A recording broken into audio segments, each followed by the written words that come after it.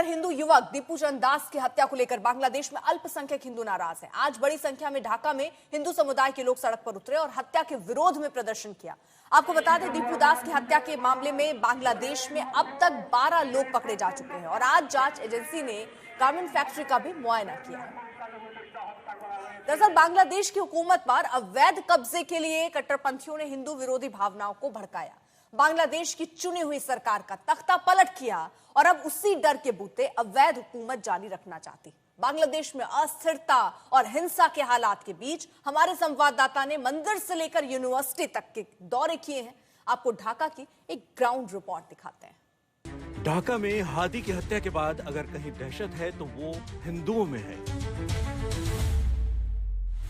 ढाका की आत्मा यानी ढाकेश्वरी मंदिर सुनसान पड़ा नजर आता है। सुबह शाम की पूजा आरती के लिए मंदिर खुलता है तो गिनती के भक्त भी नजर नहीं आते। विशाल और प्राचीन मंदिर के अंदर भी एक अनजाना सा डर का साया नजर आता है। मंदिर के बाहर ही एक पोस्टर टांगा गया है जिस पर दीपचंद दास के लिए इंसाफ की आवाज बुलंद की गई है। दीपू दास के साथ जो मॉब लिंचिंग हुई है उसको लेकर के बांग्लादेश के हिंदुओं में भी न सिर्फ आक्रोश है बल्कि डर भी है। इसीलिए हम जब ढाकेश्वरी मंदिर में आए हैं तो दीपू दास के लिए इंसाफ की मांग करने के लिए उसके पोस्टर यहाँ पर लगाए गए हैं और कई सारे इलाकों में बांग्लादेश में भी दरअसल इसको लेकर के काफी रोष है। पूरी दुनिया में इस कदर का रोष है कि कैसे झुंड हमलावर हो जाता है, मॉब हमलावर हो जाता है और उसके बाद चरमपंथी एक अल्पसंख्यक को उसकी फैक्ट्री से घसीट लाते हैं। हालांकि इस मामले में अब तक 10 गिरफ्तारियां हुई हैं, लेकिन इसके बावजूद भी सवाल ये उठ रहा है कि 1.5 साल पहले हिंदुओं के खिलाफ शुरू हुई हिंसा का दौर बांग्लादेश में आखिर कब थमेगा। ढाकेश्वरी मंदिर के बाहर और अंदर एक सुनापन साफ दिखाई पड़ रहा है। ये सुनापन एक डर लिए हुए है जिसमें भक्त या तो मंदिर की ओर आने से डर रहे हैं या आ भी रहे हैं तो फटाफट पूजा दर्शन करके निकल रहे हैं। ढाका में उस ढाकेश्वरी मंदिर में हूँ जो यहाँ आस्था का प्रतीक है, आस्था का केंद्र है। हजारों वो हिंदू, अल्पसंख्यक हिंदू जो बांग्लादेश में सालों से रह रहे हैं, खासकर तब जब पिछले 1.5 सालों से उनके खिलाफ हमने उत्पीड़न देखा है, हिंसा की घटनाएं देखी और अभी जो कुछ दीपू दास के साथ हुआ उसके बाद भी बहुत सारे सवाल बांग्लादेश के सामने हैं। लेकिन इन सब विषम परिस्थितियों के बाद, इस तनाव के बावजूद भी अगर उनके पास कोई एक शक्ति है जो उन्हें जीने की उम्मीद देती है, वो है ये ढाकेश्वरी मंदिर जो यहाँ आस्था का सबसे बड़ा प्रतीक है। ढाका में हिंदुओं की पूजा उपासना के स्थल पर ही नहीं, ये डर का माहौल सड़क, शहर, बाजार से लेकर यूनिवर्सिटी तक उसी कदर का दिखता है।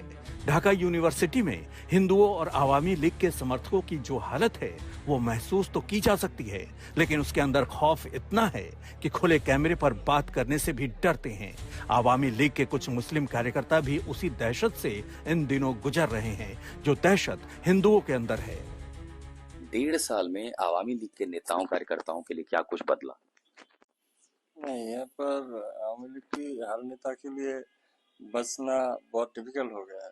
यहाँ पर देखो लोग कोई भी नेता रहा है जो कभी भी कोई जुर्म नहीं किया, कोई करप्शन के साथ नहीं था, उसको भी सिर्फ आवामी लीग सपोर्टर है जो उसको देख के मॉब जस्टिस जो बोलता है और मॉब वायलेंस ये करके वो उसको किसी को मार देता है, किसी को लाइफ को थ्रेट दे। कितने दिन से घर नहीं, कितने दिन से छुप रहे?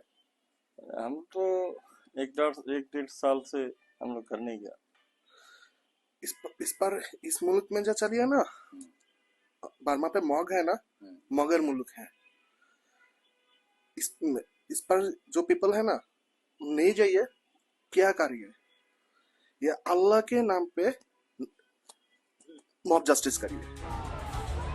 सेक्युलर बांग्लादेश में ये डर और दहशत का माहौल कब, क्यों और किसने पैदा किया है, ये ताजा हालात देखकर साफ अंदाजा लगाया जा सकता है। आशुतोष मिश्रा, ढाका, आज तक।